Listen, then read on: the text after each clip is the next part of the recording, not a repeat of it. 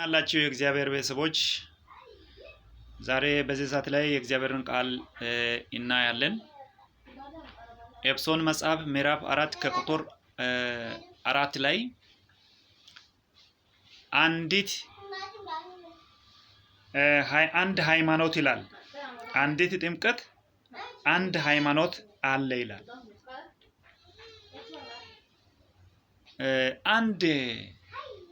አንዲት ጥምቀት አለች ይላል መጽሐፍ ቅዱስ ላይ ማቴዎስ ምዕራፍ 28 ከቁጥር 19 ላይ ጌታ ኢየሱስ ክርስቶስ ወደ ዓለም ሁሉ ሂዱ ሰው ሁሉ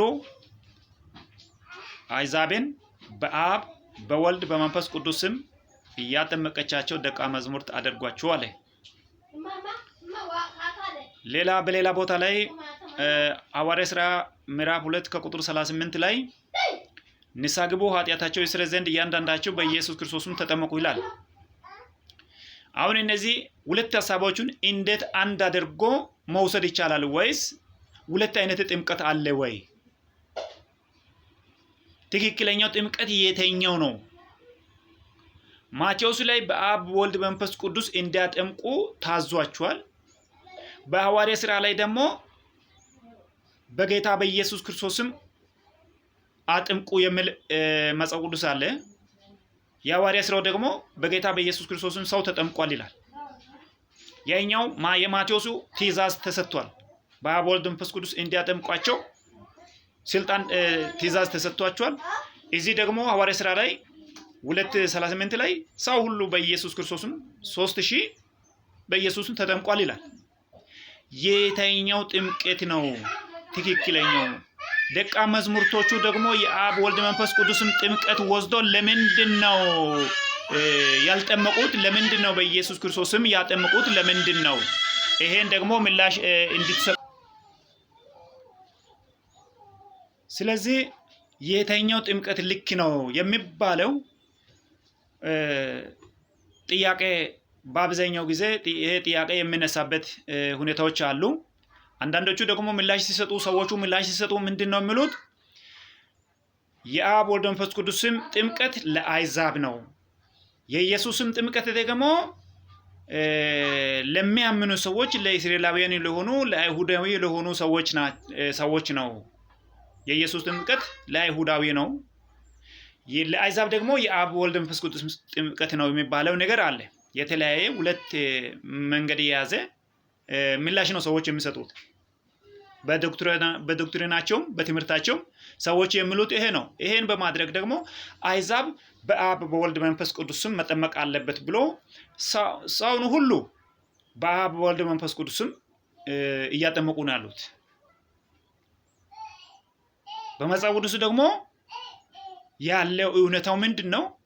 አሕዛብም ሆነ አይሁድም ሆነ ማንም የአዳም ዘር የሆነ ሰው ሁሉ በአንዱ በኢየሱስ ክርስቶስም እንደተጠመቀ ነው መጽሐፍ ቅዱስ የሚያስረዳው። እነሱ እንደሚሉት 3000 አይሁዳውያኖች አማኝ የሆኑ ኢየሱስ ክርስቶስን የገደሉ 3000 የሆኑ አይሁዳውያኖች በጌታ በኢየሱስ ክርስቶስም ተጠምቋሉ። አሕዛብ የሆኑ ሰዎች የሰማርያ ሰዎች ሐዋርያት ሥራ መጽሐፍ ምዕራፍ 8 ከቁጥር 16 ጀምራችሁ ማየት ትችላላችሁ። በሰማርያ አገር ላይ የነበረው ጠንቋይ ስምዖንም ጭምር አሕዛቦች በሙሉ የሰማርያ አገር ሰዎች ሁሉ በኢየሱስ ክርስቶስም ተጠምቋሉ።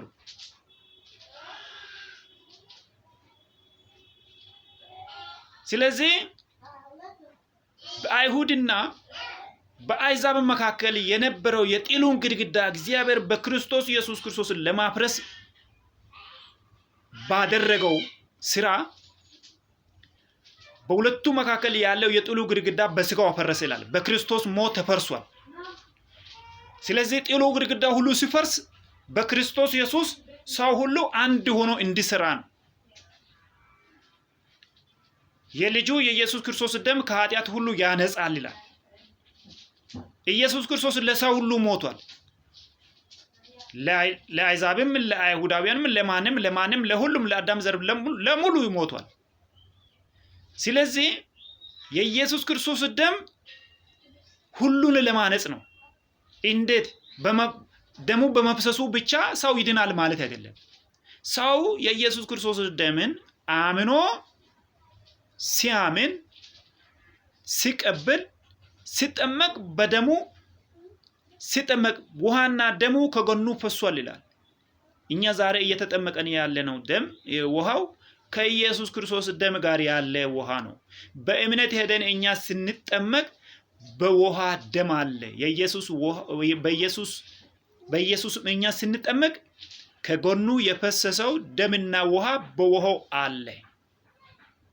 እኛን የሚያድነው ደሙ በእኛ ላይ ሲሆን ነው። ጌታ ኢየሱስ ክርስቶስ ይመስገን። ድሮ በነቢያቶች ጊዜ የኮርማዎችና የእንስሳት ደም ተረጭቶ ነው ሰው የሚድነው። አሁን ግን እኛ በክርስቶስ ደም ነው እየዳንን ያለ ነው። ስለዚህ አንድ የሚያደርግ ነገር ምንድነው? የክርስቶስ ደም ሁሉን አንድ አድርጎ የሚቀይር ወይም የሚያድን ስለሆነ ለአሕዛብም ለአይሁዳውያንም ለማንም የኢየሱስም ጥምቀት ነው የሚያስፈልገው። ይህ ተስፋ ቃል ይላል ሐዋርያት ሥራ ምዕራፍ 2 ከቁጥር 38 ላይ ንስሐ ግቡ ኃጢአታቸው ይሰረይ ዘንድ እያንዳንዳችሁ በኢየሱስ ክርስቶስን ተጠመቁ። ይህ የተስፋው ቃል ለእናንተና ለልጅ ልጃቸውም ጌታ አምላካችን ለምጠራቸው በሩቅ ላለው ትውልድ ነውና። ምኑ? ንስሐ መግባቱ፣ ለኃጢአት ስርየት በኢየሱስ ክርስቶስ መጠመቁ፣ በመንፈስ ቅዱስ መሙላቱ።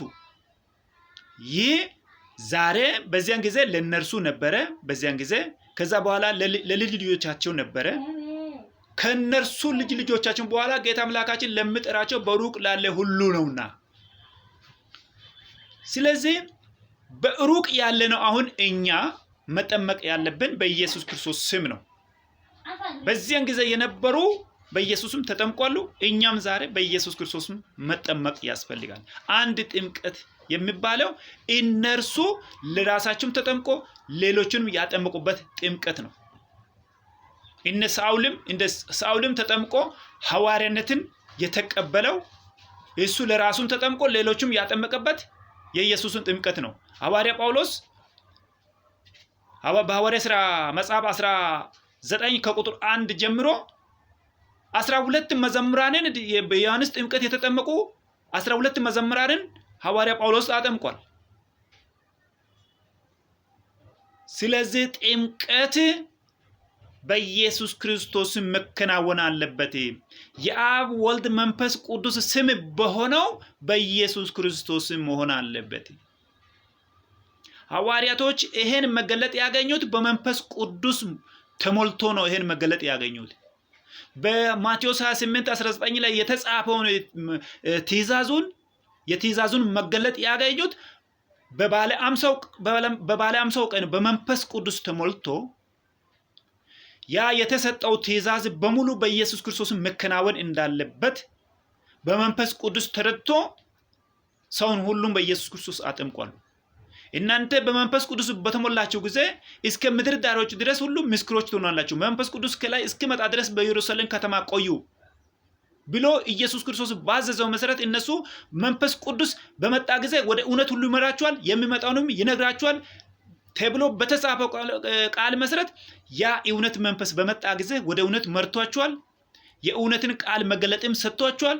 በመንፈስ ቅዱስ መገለጥ ተሞልቶ ደግሞ ሰውን ሁሉ በኢየሱስ ክርስቶስ አጠምቋሉ። ስለዚህ በመንፈስ ቅዱስ ምርት፣ በመንፈስ ቅዱስ መገለጥ የሰሩትን ስራ መቀበል ግዴታ ይሆናል። የነሱን መገለጥ፣ የነሱን ዕውቀት፣ የነሱን ትምህርት አንቀበልም ካለን በስጋ ደግሞ እኛ ፈጥረን የምንሰራው ሁሉ እንደ ጣዖት ማምለክ አይነት ነው። እነሱ በመንፈስ ቅዱስ ስምርት ነው፣ በመንፈስ ቅዱስ ሙላት ነው ይሄን መገለጥ ያገኙት። እናንተ ደግሞ በስጋዊ ዕውቀትና በስጋዊ ሐሳብ ነገሮቹን ሌላ መንገድ ፈጥራችሁ ብትሰሩ ከእግዚአብሔር ያልሆነ ስራ ስለሆነ ወደ እግዚአብሔር መንግስት የሚያስገባ ነገር አይደለም። ከአንዲት ጥምቀት ውጪ የምታደርጉት ነገር ሁሉ በእግዚአብሔር ፊት ተቀባይነት አይኖረውም። እንደገና ሁለተኛ መፍጠር አይቻልም። ስለዚህ በአንድ ጥምቀት ውስጥ መግባት ያስፈልጋል። በአንድ መንገድ ውስጥ መግባት ያስፈልጋል። መንገዱ አንድ ነው። ጌታ ኢየሱስ ክርስቶስ አንድ መንገድ ነው። ያ መንገዱም ደግሞ ቃሉን አምኖ ሰው ሲሄድ ነው። ቃሉን ማመን ያስፈልጋል። በቃሉ ለመሄድ እግዚአብሔርን ጸልያችሁ እውነተኛውን መንገድ ያዙ። ቃሉን መርምሩ። እንደ ቃል ለመሄድ እግዚአብሔር ይርዳችሁ። ተባረኩ።